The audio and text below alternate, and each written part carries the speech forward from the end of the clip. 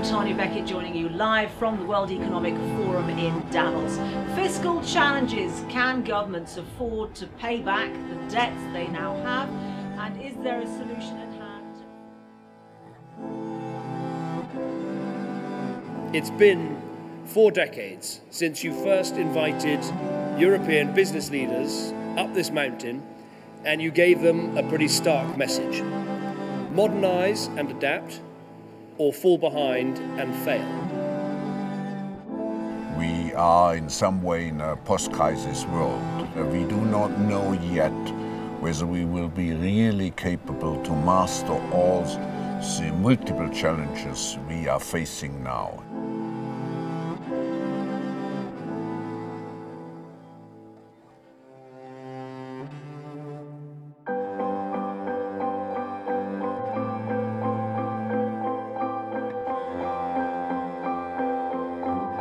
A very cordial welcome to the 41st annual meeting of the World Economic Forum.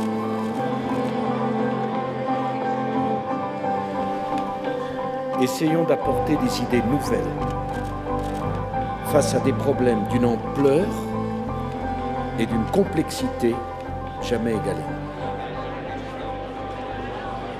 Some problems are so complicated in the world, they need to be addressed by a new form of organization like we have here in Davos.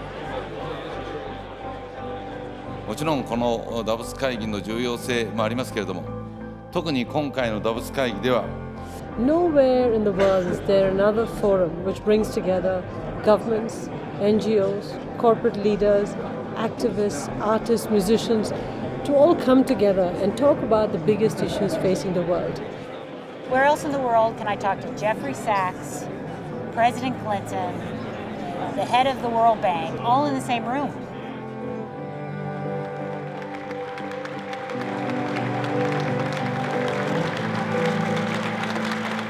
What was exciting, in addition to having most of the G8 leaders here, we of course had President Medvedev coming after a tragic bombing because he actually wanted to show that the new norm to deal with that is actually to come together rather than to let terrorist issues draw us apart. Нашей солидарности и согласованных действий зависит успех противостоянию этой общей угрозе.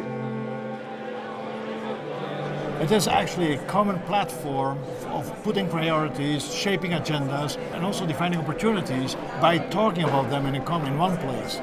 You actually align a little bit of thinking of quite a lot of important decision makers and leaders.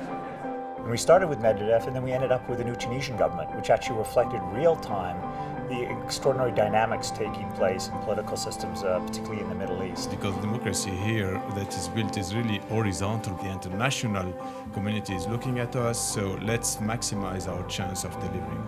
In the end, we're talking about people. By having a greater interaction between companies, so let's say coming from India, another from Korea, from Brazil, from Mexico, from Russia, I think over time that certainly contributes to improvement of the understanding between people in general, eventually between countries. If you look to where inventions are taking place, where economic growth is coming from, it's not from within the sector, it's the combination between areas of expertise that are coming together. So the social agenda, the economic agenda, the political agenda coming together delivers much more powerful things than if each and everyone stays in their own silo. People really eager to share their view, their value with all the other participants. I think that's great. And interaction, I think that is just like not just only social or talking to the people, but I felt the sincereness, involvement. That is great. For those positions, do more than a man can do. It's possible. One of the things we talked about in this room was the G20 and the fact that since the crisis, there has been no mention of women in the G20 deliberations, yet everybody's searching for global solutions to our economic ills, if you will. It's a tragedy that our world leaders aren't focused enough and don't understand, obviously, the economic business case for the empowerment of women. So here's the question: how do we address the need for fuels for mobility in the context of a need of biomass for food, as well as water to support that? Countries that may be doing well on the phase 2, but ignore human rights and rule of law cannot prosper. You actually are confronted with a lot of different questions that you probably would have never asked before in that way. And that is the only path to new discovery. Können wir sagen, wir haben schon die richtigen Mechanismen und Strukturen, um ein nachhaltiges, ausgewogenes Wachstum weltweit und dauerhaft zu sichern. 大家在这个平台上形成的共识，那是世界上最大的智库，他们对世界经济的研究绝对是符合市场。 Because it doesn't force decision making and just opens people's minds and eyes to the issues of the world, it allows people to leave these forum meetings and prepare responses the way they think it should be done for their countries. Don't just talk about the challenges we face, do something about them. You heard about the water initiative? It started here. 5 years ago, there was a CEO, granted. There were some NGOs that were talking about it, and most of the world didn't even know anything about it. Today it's real, with governments, with companies, and most of the world understands we're going to run out of water before we run out of oil and gas. If that's not impact, I don't know what is. We have catalyzed partnerships with two country-level governments, Vietnam and Tanzania, to help develop new models of public-private partnership, increase investment in agriculture.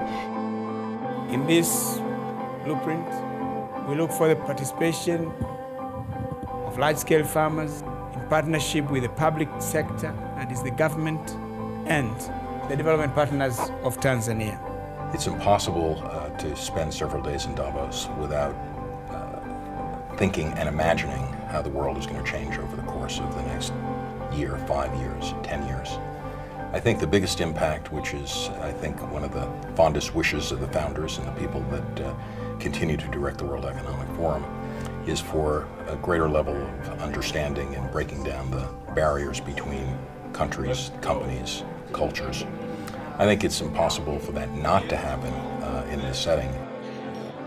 So the atmosphere was a mixture of optimism, entrepreneurial drive, new inspiration, but on the other hand, I think people were well aware that the global agenda is full of challenges and that we have to work very closely together on a global level with shared values to deal with this new reality.